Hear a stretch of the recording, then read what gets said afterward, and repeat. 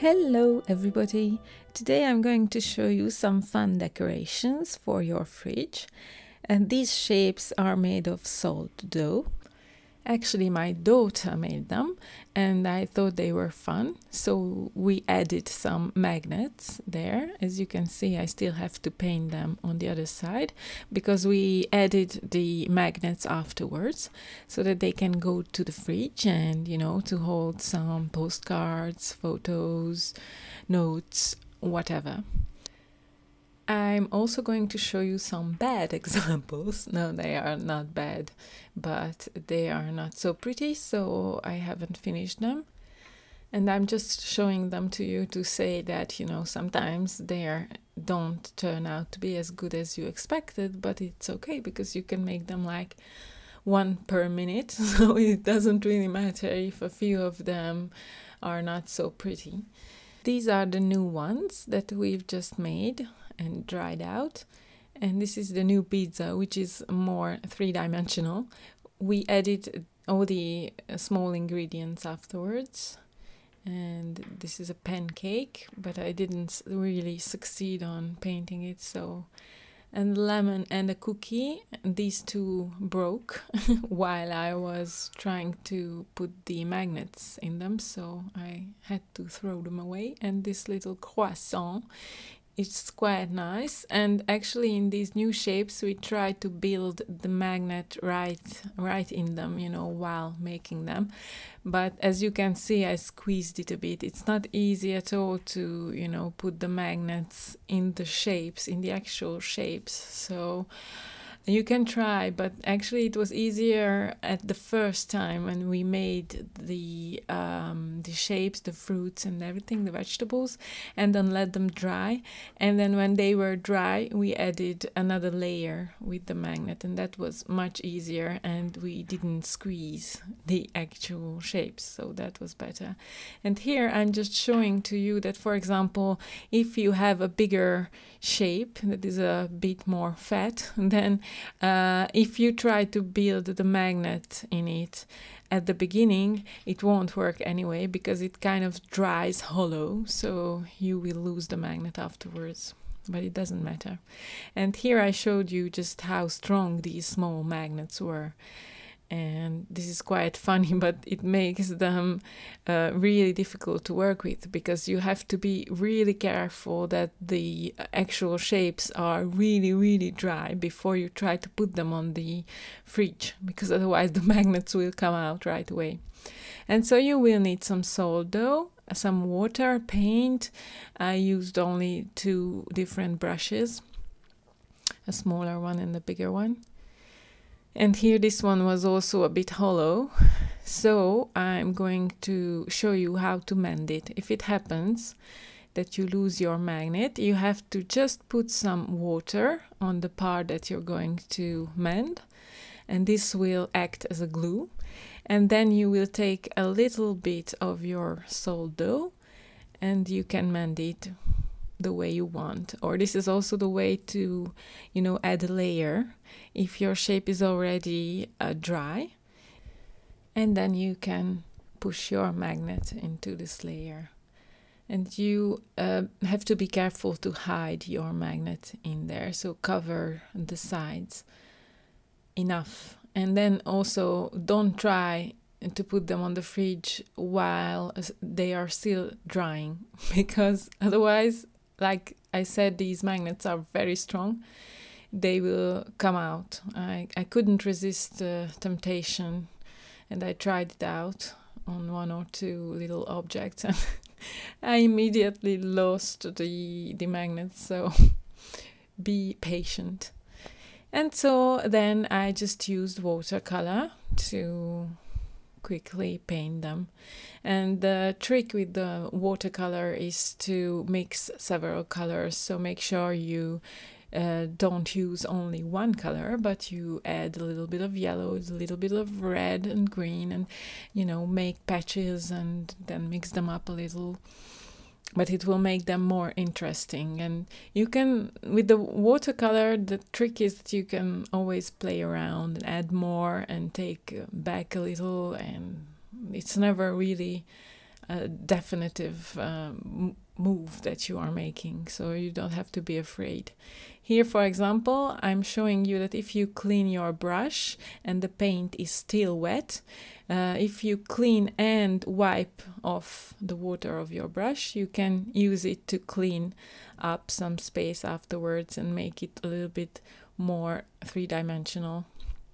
And it works very well on every bakery stuff, like the croissant, the baguette, and all the, you know, everything that is bread and stuff like that. It works very well because it creates this kind of, you know, baked aspect. It's very fun. That's what I'm doing here too. I'm kind of taking back the paint with the clean and wiped brush. And then you can also add a little bit more darker color if you think there isn't enough contrast to it. So that's very fun to do. Actually, the watercolor is a very friendly material because you can always go back, wet it again, and, you know, model it the way you want. And that's very fun. So you never have to be afraid to try out several effects on the same painting. So the pizza was very fun to do, but this was actually the most difficult because, of course, you have to make all the ingredients look different. So this is the mozzarella cheese. I'm coloring it a bit and then taking back of the color, so it's not really white but a little bit baked. And also I'm trying out to add little points here and there, because when cheese is baked, it's getting a little bit spotty. And then the tomatoes are going to be a little bit more orangey. And I'm going to take back again some little points where the seeds are. And also in the end, I'm going to add to these small points a little bit, just a very tiny bit of green, very light green, because in the seeds of the tomatoes you can always see a little bit of green.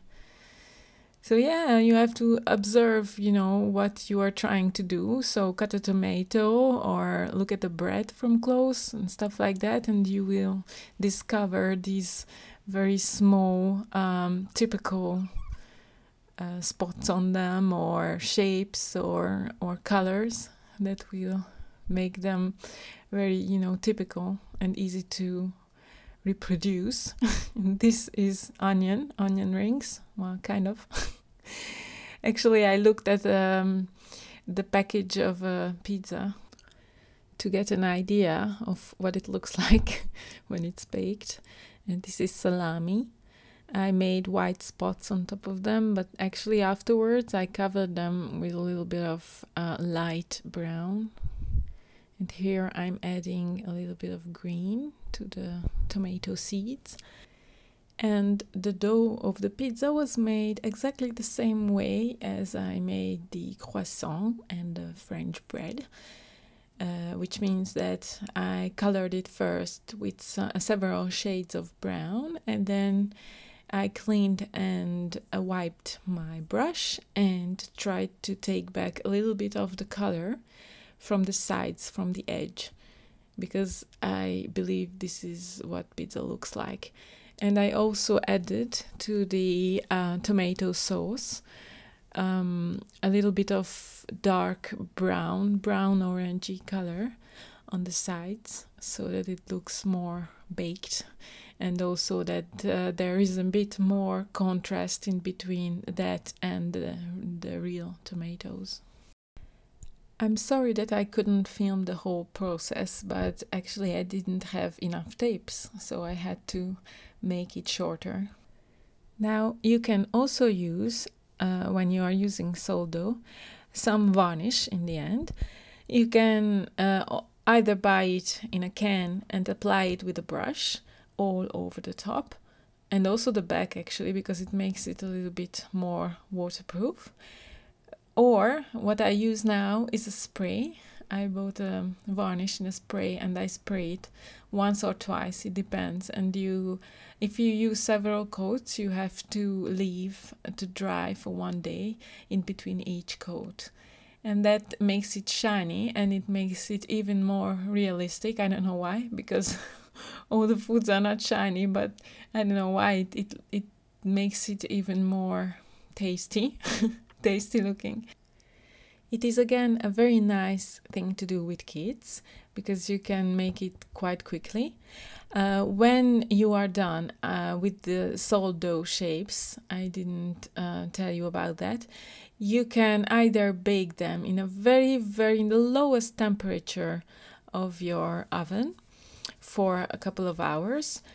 But it depends on your shapes. If they are not too big, you can also just leave them to dry like that in a room, in room temperature, and you have to leave them dry then 1 or 2 weeks, so that you make sure that they are really dry.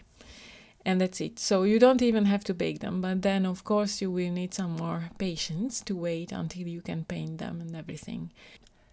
I'm going to put in the description box the link to my video where I explain how to make the dough and more about the baking, etc.